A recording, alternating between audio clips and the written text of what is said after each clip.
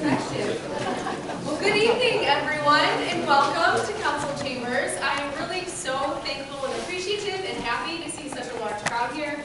Whether you saw our Facebook event page or some of the many emails I sent out directly, or maybe Dean called and harassed you to come, whichever of those methods got you to come here, really don't care. I'm just happy to see you guys. So thank you so much for coming. So you're probably a little bit aware of what this will be about, which is a Main Street program and approach to downtown development and management. And it's really comprehensive, and it includes the whole community, which is why we wanted to invite the whole community to come learn about it and to get familiar with the 4-point approach and kind of see themselves and what their role could be within that approach moving forward. So this is kind of what I personally see as a potential next step for downtown development. The DDA has obviously grown since it was started in, I believe, 1983. I was told when they originally set the TIF in place to start those tax collections, to set aside funds for targeted development downtown, and then hired the first DDA director in 1986, who's still here. Thank you, Lisa Miller. And then the Main Street program, I'm not sure when it officially started, but Coldwater was, our DDA TIF was still in place at that time. And at that point in time, you had to be chosen to participate. You had to go through a formal process, and you had to be chosen. And while Coldwater wasn't chosen, we still started to kind of go to those meetings and rip off and duplicate some of those best practices over the years. And it's something that we've continued to do and to build upon.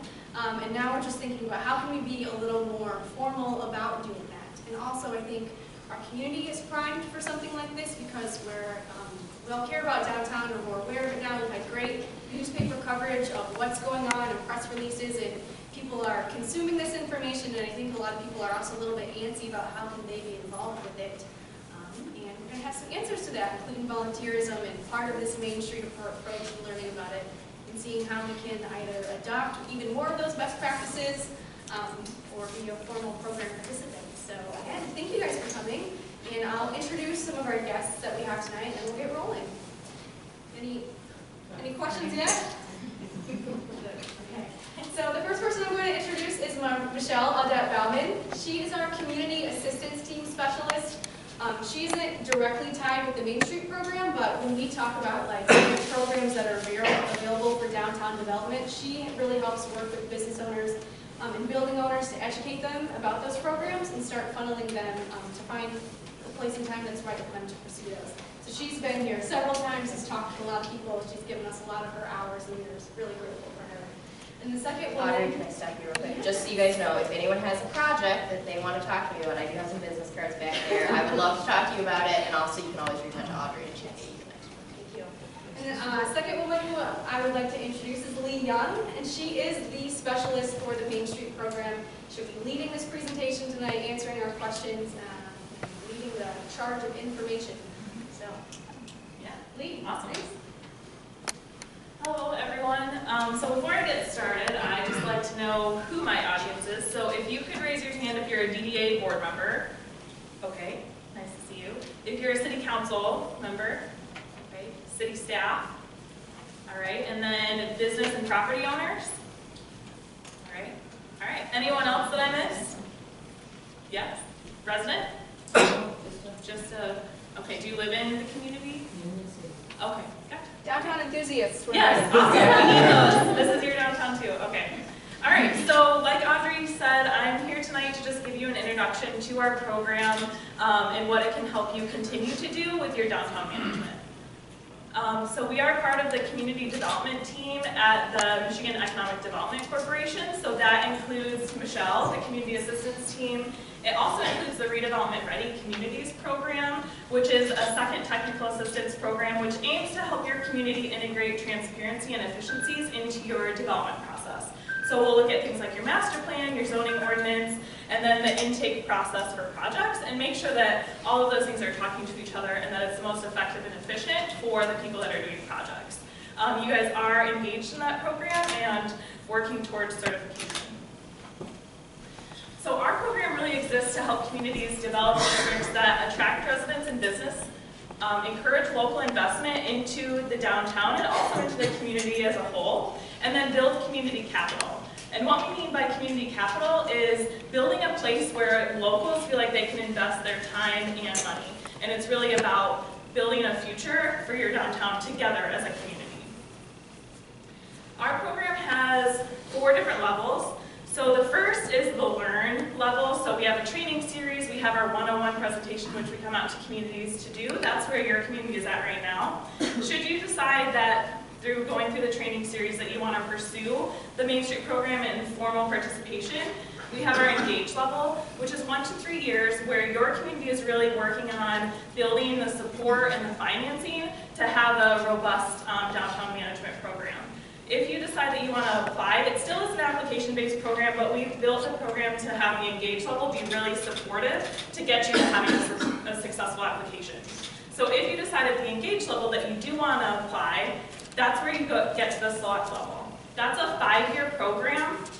It is application-based, and that's where the heart of our technical assistance back to you as a community comes in. The engage level, we're providing resources, trainings, webinars. The select level is where we're providing actual services, so things like branding, business recruitment, all of those things come in at the select level, and all of our technical assistance is free to communities, so there's no buy-in that you need for that piece. So the select level, again, is where you're formally implementing the Main Street approach. You're also working to meet the National Main Street Accreditation Standards because this is a national program. Once you're successful in meeting those standards by the 5th year at the select level, you can move to the master level where you're still getting technical assistance, trainings, and resources. You're getting more sophisticated technical assistance, and that's a 2-year program, but you can renew as often as you want. Okay, so like I said, this is a national program. The National Main Street Center was established in the 80s due to things like auto-oriented development, suburbanization, shopping malls that were taking vitality away from traditional downtowns and commercial neighborhood districts. The National Main Street Center wanted to see a renaissance within these districts, and because downtowns are the heart of our communities, they thought that it was super important to put money and people back into these districts. So that's why they started their nonprofit organization. There are 45 state, city, or county coordinating programs, Michigan being one. So we partner with the National Main Street Center to provide the technical assistance and services back to local communities. If you join the program, you'll be joining over 2,000 communities that are using this same approach. Nationwide, and then Michigan, this is just some ideas of the reinvestment statistics that have been seen on the national level. So 65.6 billion in reinvestment just in traditional downtowns, over 125,000 new businesses, and then 260,000 buildings have been rehabilitated throughout the nation. So our program became a coordinating program in 2003. So we celebrated 16 years this past year, and in partnership with the National Main Street Center, we provide tailored technical assistance to communities. So we do have a curriculum that we follow, but we also look at the challenges and needs of your community, and we'll come up with services to meet those challenges and needs. So some of our technical assistance includes things like branding, which I mentioned, communication planning. So how does your Main Street organization or DDA communicate effectively to stakeholders in order to get buy-in and support for the work that you're doing? Business recruitment, market data analysis. So we're really heavy on understanding the economic realities of your district. Board development and training, that's the first year, is really making sure that your board is operating as effectively and efficiently as possible. Retail merchandising, then we have a whole host of small business support services, but we also do things like downtown planning and strategic planning as well year to year. So in 2018, so 2019, I need to update the slide, we have 24 communities participating. You can see we're pretty heavily in the southeastern and western Michigan. We do have a couple up north, but you're joining a group of really great communities utilizing this approach. And then, so we have 24 at the select and master level. We also have about 6 at the engage level. So they're the ones that are prospective Main Street communities working to have a successful application. Yes. Can you list a few of those? Yeah, absolutely. So in your region, Niles has been with us for 15 years. Three Rivers has been in the program for 5 or 6. Otsego is just a little bit north, Wayland in the Lansing region, Eaton Rapids, Charlotte, downtown Lansing, and then our most recent Great American Main Street winner, Howell, which is a similar size to your community. Owasso is really doing great things, similar size to your community as well.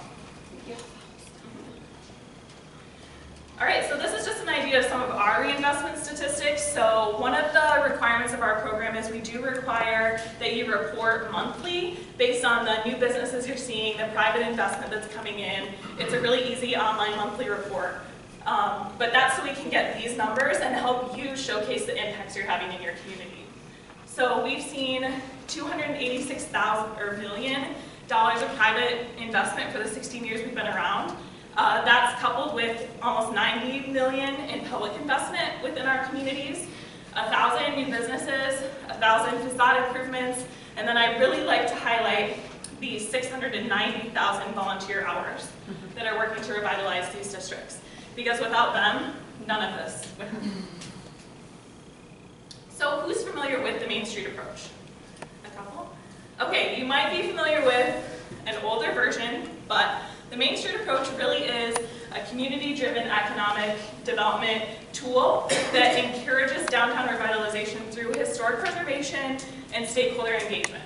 We say through historic preservation because it's not about building something new, it's about leveraging the assets that you have within your community because that's what makes you unique.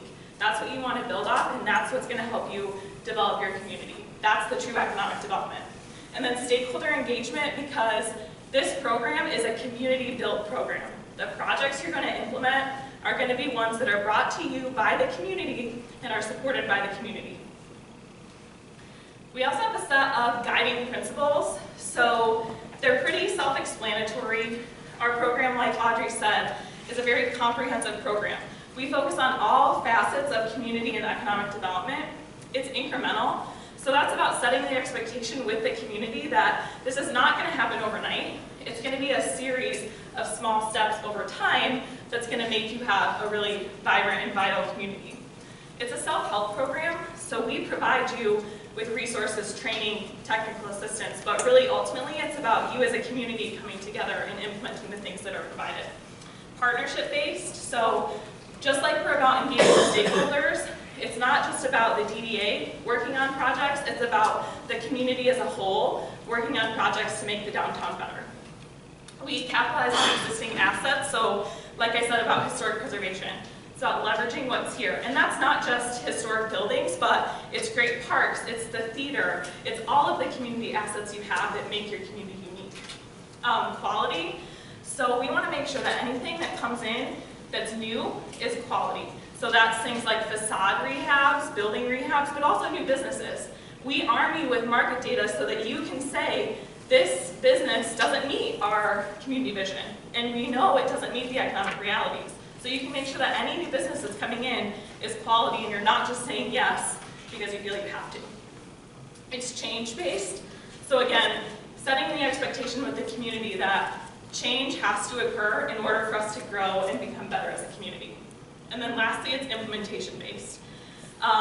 It's not enough to have really great community plans. You have to have community members and volunteers that are willing to implement those plans and projects in order to make your community better.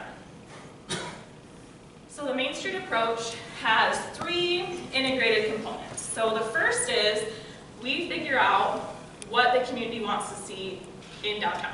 So we work with you on deploying a couple of surveys, one to the community base and one to the leadership base. Oftentimes what we find is that there's dynamically different perspectives. One is usually really negative, one's really positive. It depends on the community which one is which. So it'll be interesting to see here. So we deploy those surveys with you and for you. We read the responses and then figure out, okay, this is what the community is telling us that they want. We also work with you once you get into the program to do a baseline assessment and hold many different focus groups to figure out what key partners and stakeholders are saying about the downtown and what their vision of the downtown is.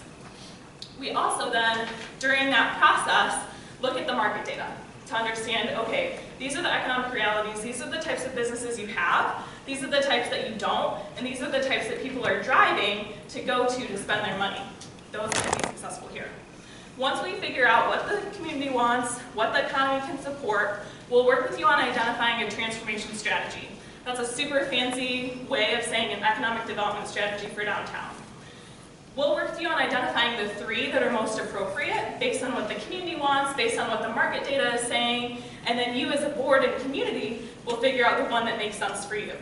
Once we've done that, we'll work with you on identifying the programming, the partners, and all the projects that are appropriate to start implementing that strategy, but ultimately implementing that community vision.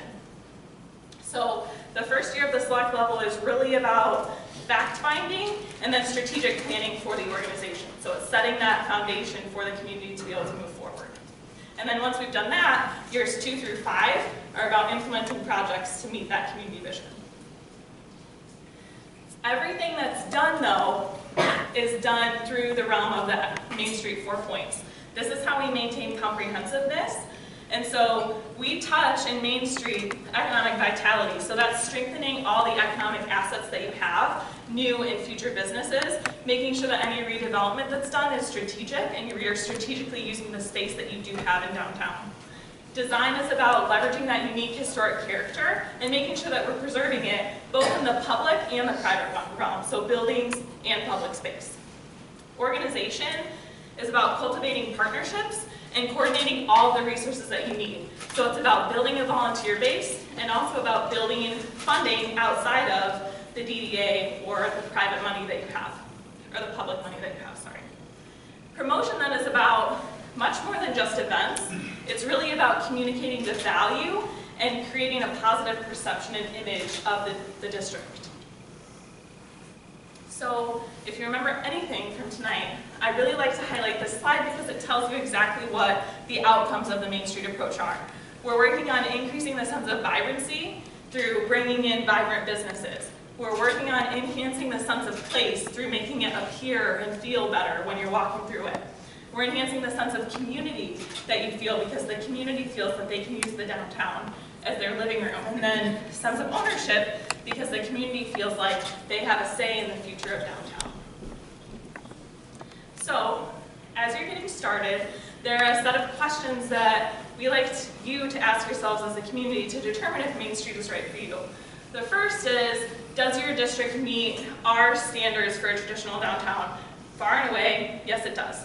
That is 20 lot line buildings that are primarily zoned or used for commercial purposes for over 50 years. 100% yes, your district meets that.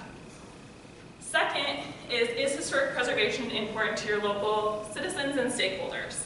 Based on the projects and the amazing buildings that I saw today, I would say yes, but that is something for you to answer. Is downtown revitalization a community priority? Do you want to leverage human and financial resources in support of downtown? And then do public and private sector stakeholders desire to work together in support of downtown revitalization and management? Based on these questions, what do you feel like is a sticking point? Are there any sticking points? Or is everything a yes? Everything's a yes? Okay, awesome. By the number of people in the room, I would have said that, but I didn't want to guess. So, some goals of engaging in Main Street. So, it's really to familiarize the community and key stakeholders with what's involved in becoming a full-fledged Main Street community. You get access to tools designed to help you build awareness to the people that are not in this room about what the Main Street approach is and what it's going to take for the community to be involved. You identify local stakeholders and strategies to engage them. That's the whole Main Street training series, is learning how to communicate as an organization and then also learning how to fund the program. You also get to join a statewide network of communities that are revitalizing their downtown at the select master level, but then also learn from what engaged level communities are doing.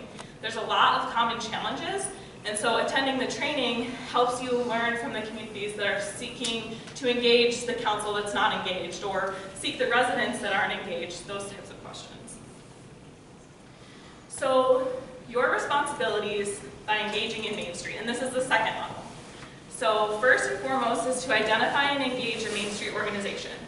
So because you have a DDA, it's likely that that would be the organization that hosts the program, unless you tell me differently.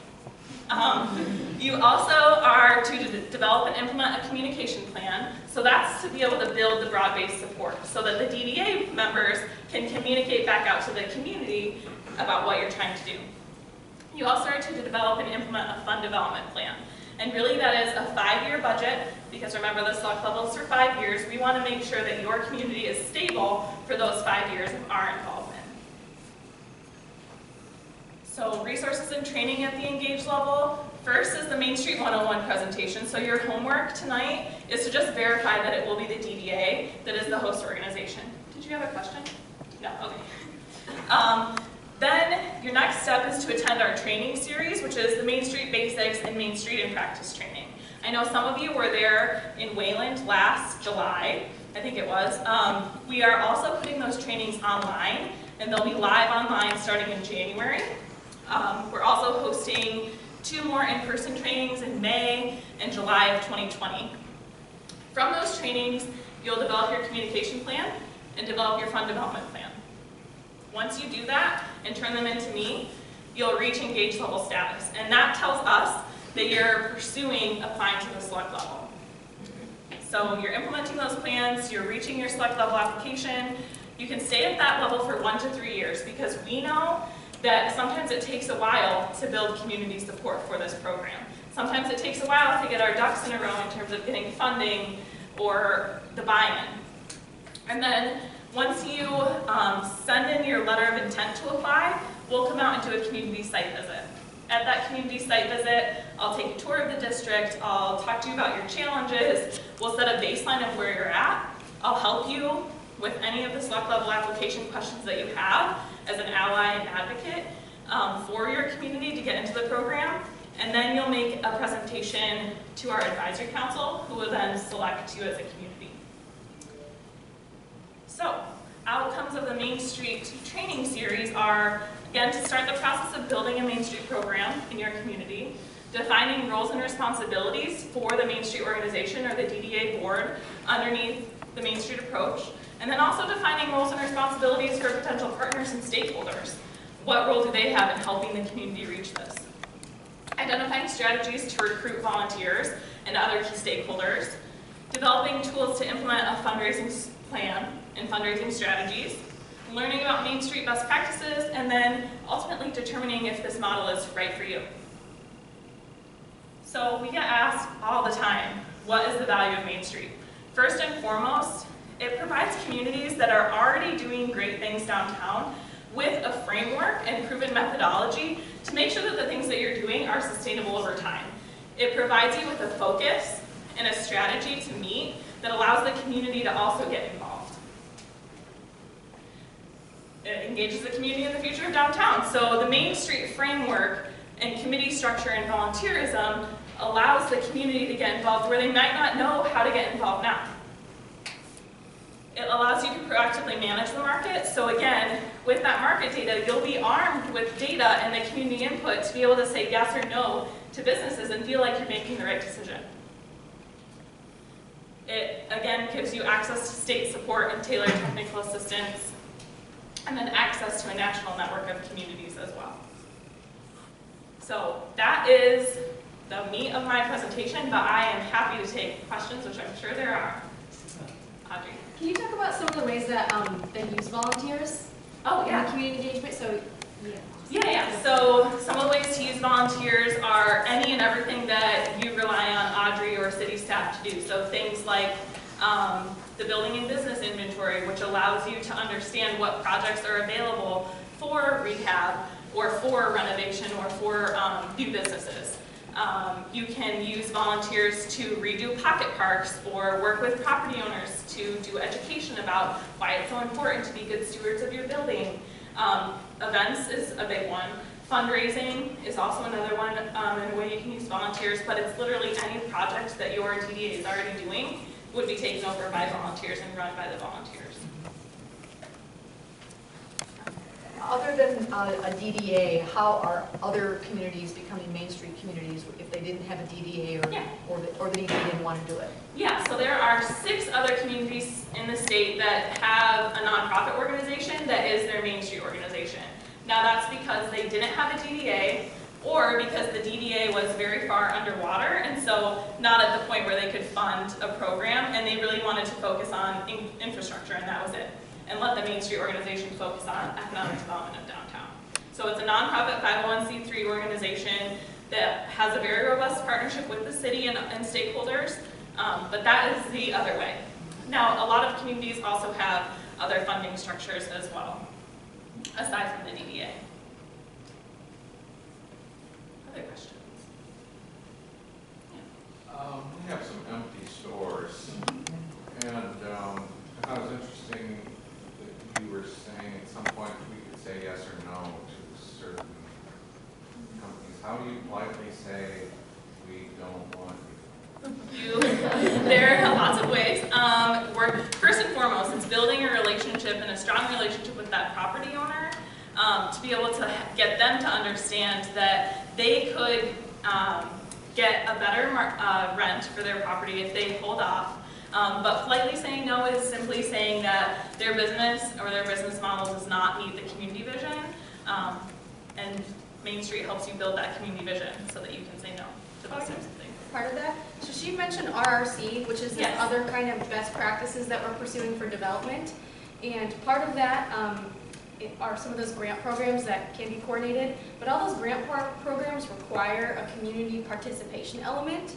So if there was something that you really didn't want to support as a community, then you could say, well, we're not going to do ours half of this because we don't like this kind of business, we don't think it's good for us, we don't think it's sustainable, X, Y, or Z. If it doesn't meet what the community wants, then we don't have to offer them incentives that are voluntary offerings anyway. So I think some of that could come in there, like the DDA currently has a rebate program for downtown projects, but they have to do like a facade component to it. Like it's not just writ large for anything you want to do.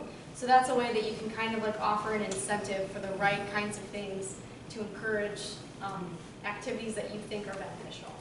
And one other thing that in that realm that the volunteers will be working on is putting together a business recruitment package. So the first thing that we'll work with them on is understanding the business mix that you have now. Figuring out, okay, are there any types of cluster businesses that you have? Do you have a home goods cluster? Do you have a restaurant or food type of cluster? Whatever it is, then you know, okay, here are our cluster businesses. What are complementary businesses under those categories? Once you understand the complementary businesses, it allows you guys as a community to be way more proactive in terms of recruiting businesses to fill those vacant spaces instead of waiting for someone to come to you and feel like you have to say yes because they're the only one that's been knocking on your door for a year or 6 months. Yeah. Yeah, as you said, there's certain requirement levels, progress standards.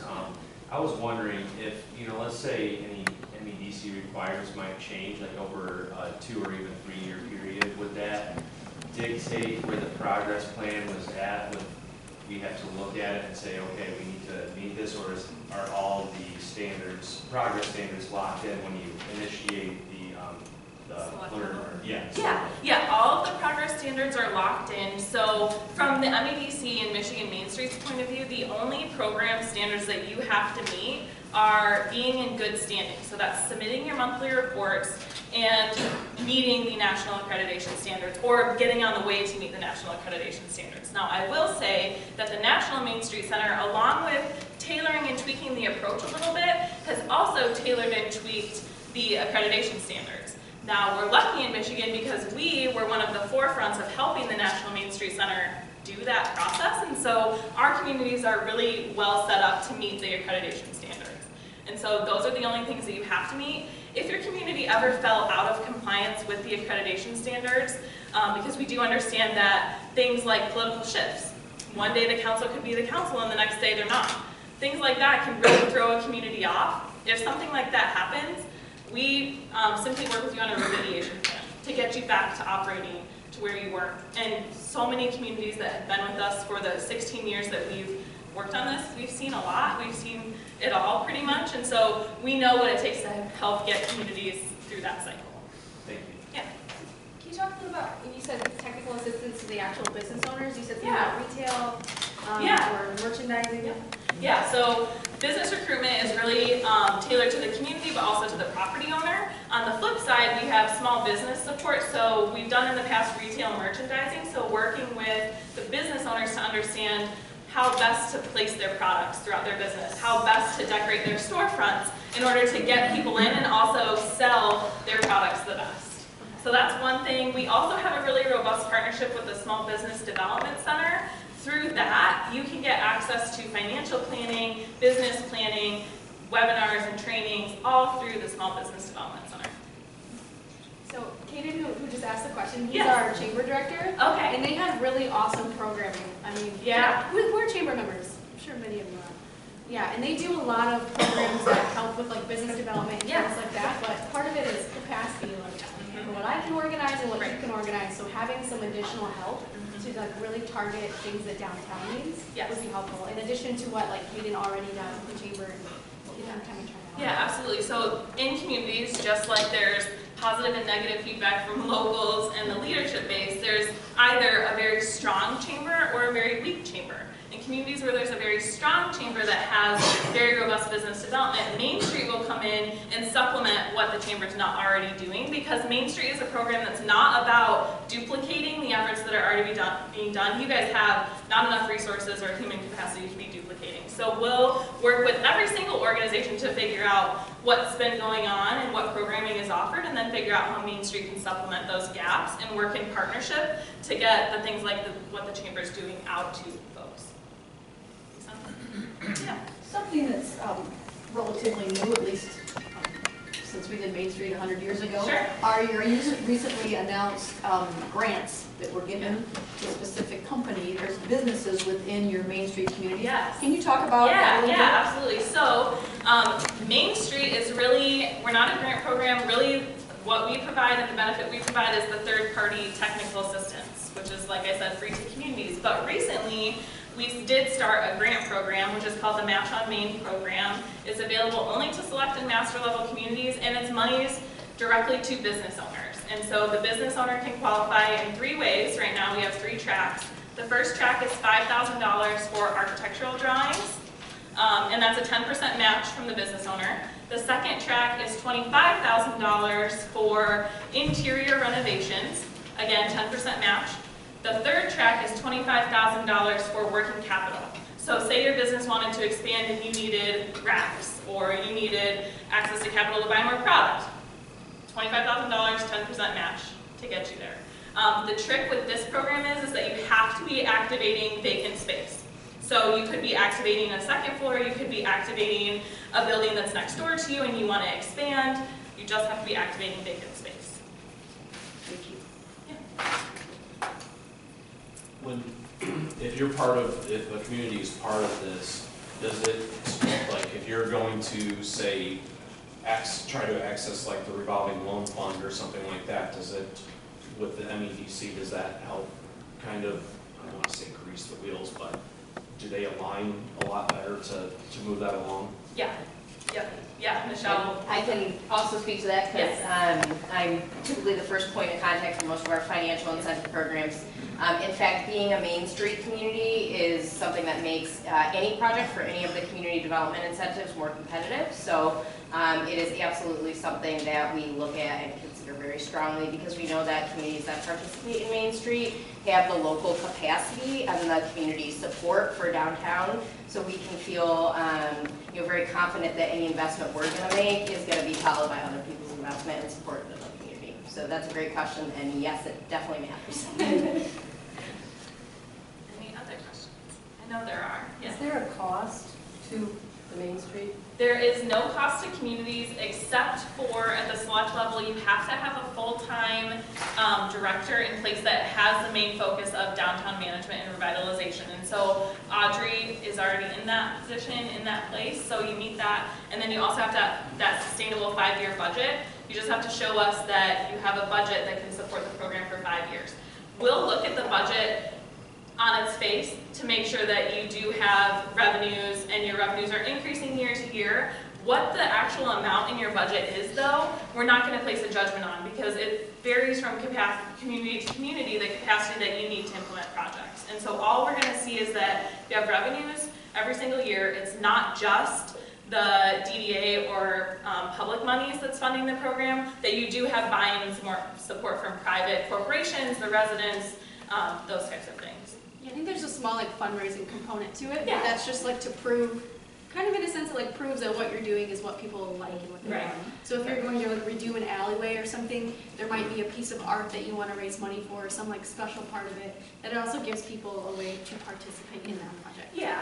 Yeah, at the training, we talk about two robust fundraising strategies. The first is a pledge form. So we always say to communities, the best way to show community support is to have these pledge forms that show that you have interest in building a volunteer base, and also have people that are interested in donating $5 to $50 to $500 to the program over 5 years. We also then work with you on building a sponsorship brochure that allows you to have a sponsorship campaign, so you have different levels that people can give at with varying benefits based on the level that they give at, and then you talk about the types of projects you want to do with the money that they're giving. Yeah. We've recently reinstated with Southern Michigan Bank and Trust and Century Bank and Trust a low-interest loan pool program. Yeah. And which we're thrilled about, and that facade component is Absolutely. part of that. Does that play into already a commitment by community or businesses? Yes, yeah, absolutely. And there are other ways that you can show broad-based community commitment. The first is the partnerships that you've built, so things like that. You could have them write a letter of support. So a lot of the times we'll have the chamber or the other community organizations write letters of support to the DDA about becoming Main Street. And then the third is that pledge form. So the more pledge forms you have obviously shows us that you have more buy-in. Thank you. Other questions? Yeah. Do you track any type of like success rates, failure rates? I always hate to say failure. I'm more of a positive person, but to say, you hate to say. I mean, there are communities out there that have done this that have just fallen flat on their face. Yep. Yes. So it's not like we have, yeah. So we don't have like in our back pockets like our crap list, right? But we do. Community development is so cyclical. Usually you're in a startup phase, then you go to a growth phase where you're working on sophisticated things, then you're in a maintenance phase. One thing happens at that maintenance phase, you're right back at startup phase. So we've seen that in so many communities. A couple of them are going through it right now. So we do track, we can kind of see what leads to that, and we try to help stop it, but at the end of the day, you're not gonna do anything if the council turns over or a board turns over. So we do kind of track that. The biggest things that we track, though, are those reinvestment stats that I showed: private investment, public investment, new businesses, buildings that are rehabbed, and volunteer hours. Any other questions? I know there are. After the survey is taken, the leaders have their say, and the community has their say, and they've come up with this quality ideas of what they think downtown should look like. Yeah. And then there's a very creative person that comes into town and totally blows everyone away by this idea. Mm-hmm. And it's not in that plan. Yep. Is there room to adjust and, get help from you to say, is this really a good deal, or Yes. Things like that. So it's not as rigid Mm-hmm. of a plan. It's a little bit. Right. So it's not as rigid of a plan. One thing that the Main Street Framework does allow is that we have that strategy that we'll provide you. We'll work with you on developing goals and also measures of success so that you can track how you're implementing your goals, how you're implementing your strategy. But there is room for creativity. So one of the best events in Boyne, Stroll the Streets, came about because a volunteer had this really awesome idea that they wanted the businesses to be open late, and hey, while we're at it, let's put some music placed throughout the downtown and have people just walk around. That would have never come out unless of the creativity of that volunteer. And so there's always room for creativity. It's just about figuring out how that creativity meets the ultimate goal. Because we still do want you to maintain focus, because the last thing we want you to do is grab at every potential opportunity, because that's going to keep you scattered and never reaching whatever it is you're trying to do as a community. So there is definitely room for creativity. And downtown management follows the 4 points. There's only so much you can really do in those 4 points, but it is about integrating the creativity and uniqueness to your community to reach and implement those Main Street 4 points. And yes, it's certainly not like a rigid program. Like I said, all the technical assistance we provide is to help you meet your goals. We can't think of everything. That's Right. why there's always someone. Exactly. Who's coming up with something. Exactly. Questions? So we do have, yeah. Can you touch on a little bit on the sustainability? So, and you talked about cyclical, right? Yes. Clearly we are cyclical. We've had times in the last 40 years where people have come here to see what we were doing, different things. So we're at this cyclical point in our evolution, right? And so the sustainability part, which I think is, for me, looking at it from an economic development standpoint, is the most critical piece of what happens, like you said, when the council goes or somebody leaves the community or they retire, is keeping that enthusiasm and keeping that vision moving forward. Yeah, definitely. So one of the best things that I think one of our executive directors said is she started her job and every single day thought of it as, how do I leave my job better than I found it? And so this program really is about succession planning.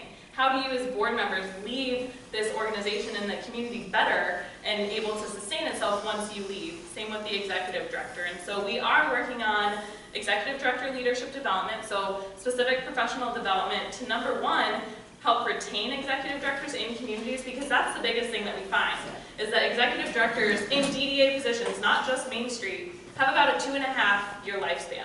You cannot see a community development project come to fruition in 2.5 years, unless you're super, super lucky.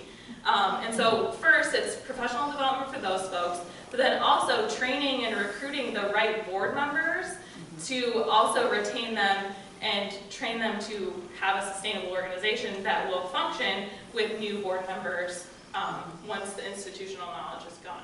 Right. So that is a huge focus, is leadership development at the executive director and the board level. Thank you. One thing I should say about the board is, when you come into Main Street, you transition from being a government board to being a working board, right? So instead of coming to a meeting once a year or once a month and talking about the projects that are going on and approving those, you're actually working on implementing the projects. So the expectation is then that it's about 4 to 5 hours a month that you're participating with the organization and implementing projects. And also building a volunteer base that can be those eventual board members. So how are you recruiting volunteers to do tasks like passing out water or taking tickets at the door, to then leading projects, to ultimately then being on the board itself. So you're building a sustainable organization in that way as well, because you have this base that once the board does turn over, will replace the board. So on that realm, besides the Downtown Development Authority Board, you have our City Council, Planning Commission, Chamber, different entities, and we need all of that engagement, right? Right. Because if, let's say, the Downtown Development Authority, the community, the city decides they want to bond for something, Right. obviously we have to have that through the City Council. How is that also implemented, not just at the DDA level? Right, so that's where the RRC best practice, I think it's best practice 4.something comes in. That's all about recruitment, and it's the same best practices that Main Street uses. So how are you effectively recruiting board members, not to just have some warm butt in a seat, but instead having an application that's posted online that talks about the skills and interests that you're looking for as a community to fill that seat. So really treating these positions as they are, professional, organizational seats. And so we take the same things that RRC is doing, Main Street does as well. Thank you. Any other questions? I should say we have a lot of resources. This is our website. We have a lot of resources, guidebooks, anything that we've developed is on that website. So we have a volunteer toolkit. Our board manual is on there. Our director manual is on there. So if you want to take a look at those things and see what it takes and what best practices are out there, they're already out there and online. And Audrey will be the first to know once that online training kicks off, and then hopefully we'll see some of you in May and July. The benefit of coming in person is not only that you get to network with communities that are also learning about Main Street, but we also do a panel with the selector master level community we host the training in, and you get to ask them questions about how they fund their program, how their DDA board manages the work that they're doing, how they pay for the executive director, all of those questions you can ask them. And also you can see their town, because it's only hosted Yes. in communities that are like master level communities with great murals and all that kind of thing. Yeah, so you get to look at all the projects that they've done, go out and eat, shop in their districts. Yeah, I did forget to mention when I was talking about like building support for this and seeing this as the next step. Myself, Dean Walrack, Courtney Dershel, who's a downtown business owner and on our DDA board, and Christine Delaney from Tibbetts all went and did like the 7 to 8 hour version of this, Yes. which is what you can, sounds like you can get You online. can do but online, can yeah. Also take a field trip if you want to do it in person. Right. But because you've already gone to the training, the only thing that we need from your community in order to move to that engaged level is the communication plan and budget. Because those don't change from year to year. It's the same worksheets that you have to fill out. So you as a community can fill those out. Some of the board members might want to check out the online training because it talks a lot about expectations of you as a board member, the community, the volunteers. So that is just more education. What about training at the national Main Street level? Does that coincide with Michigan, or is that Yes. different? Yeah, so training, we have 2 in-person trainings that we host a year at the select level, and those are workshops that we put on with all of the select and master level communities. They're about one challenge or issue in one of the 4 points. So this year we're going to be doing one on fund development and fundraising. And then we also do an executive directors retreat every other year. That is professional development specifically only for the executive directors. But then on the off years, we do another training focused workshop in one of the 4 points. The National Main Street Center hosts a conference annually. We get, as part of being a select level, you'd get 1 free conference registration to that conference. You then as a community would be responsible for travel and hotel overnight stays, that kind of thing. But that's a benefit. We also, the National Main Street Center just announced a new membership level. So typically their memberships are like $400 a year. Communities that are in their first 2 years of Main Street can get a subsidized rate of $150. So once you reach the engaged level, if that's something you're interested in, we can sign you up for that $150 level. They have on their website resources, really great guidebooks. They also have a community forum. You can go and post your question, and people throughout the nation can see it and respond back to you. The only last bit of thing that I will say is if you didn't sign in, please sign in and put your email address down. I'll probably send a follow-up message, and then anyone who wants to be involved with, should we start putting together like a communication plan, ideas and things like that, that I will rope you into a room and you can do it. And lots of food. And also, please eat some more food. A really quick thing I will say about the budget, don't stress about creating something from scratch. If you do decide to use your DDA as the Main Street organization, that DDA board becomes the Main Street board, the DDA budget becomes the Main Street budget. So all the projects, all the revenues and expenses you have already roll into Main Street. And you don't need to start from scratch, you can just add and fill in the categories underneath the Main Street budget worksheet that way. So from an administrative standpoint, I have a captive audience, so I probably shouldn't let a meeting go by where I don't speak, but I wanted to acknowledge the City Council because this is an evolutionary process. So as I'm sitting here thinking, 2 years ago we didn't have anything necessarily going on. We were beginning the process. Council recognized with all the public feedback that we were getting that the downtown needed to become a priority. And so we did a year's worth of kind of investigation. A year ago we hired Audrey and we engaged with Lisa at a higher level. We hired Tim Hart as a marketing and recruitment contractor. And then we've been, to their credit, to the council's credit in the budgeting, spending a lot of money downtown. So whether it's physical improvements, support from a staff level, I just wanted to acknowledge that I think both administratively and from the city council level that we recognize the importance of downtown, have identified it as a high priority, if not the priority. And there are so many things that you may not even know about that are occurring behind the scenes that are being done to try to benefit and improve downtown over time. So this is just one more step in that process. I like to say a lot of times that for as many things as we get to, the staff in the city are asked or suggested that we should be doing, we can't do it all. And so this is a recruitment effort to utilize volunteers, and this is a framework in which volunteerism can be utilized and how it's implemented. So, I mean, for all those things that you just heard about, I mean, they take more people than what we as city staff have capacity for. So, That's where we need more public engagement, and hopefully that transitions into or translates into then more positive community feedback. You're here. Yeah, thank you all very much. I'll stick around in case there was anyone too shy to ask questions in front of her. And Michelle's gonna be here also. Yes. From the cat team. Okay.